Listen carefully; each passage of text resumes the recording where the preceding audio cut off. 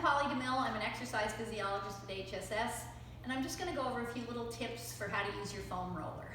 So first of all, foam rolling has many of the same benefits as manual therapy does, in that it decreases your perception of muscle soreness, it increases circulation to the area that you're rolling, and it increases your mobility a little bit.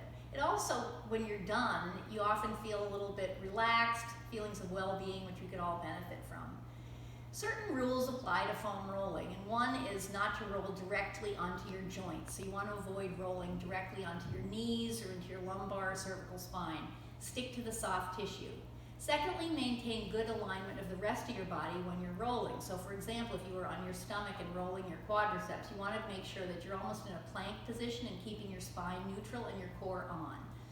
And then third, use tolerable pressure. Certain parts of your body you'll be able to use full pressure, your full body weight, and other parts you're going to want to offload that a little bit by pressing into your hands or your feet that are touching the floor.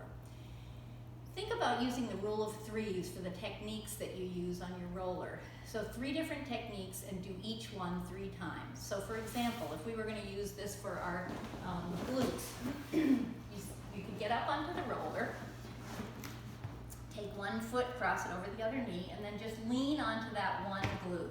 And then just roll up and down 3 times slowly. So just up and down that whole hip 3 times.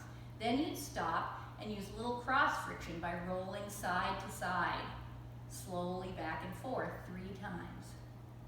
And then the last technique would be just holding it, kind of letting yourself sink into that roller, and then just rotating the knee in and out for a little active release.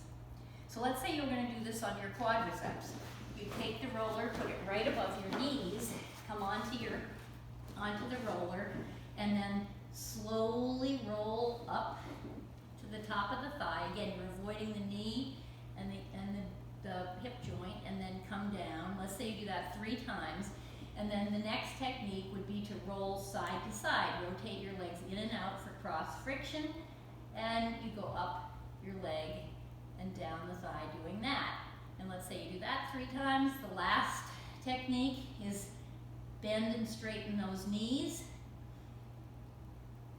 3 times. Move the roller up, do that again, and work your way all the way back up to the top of the hip.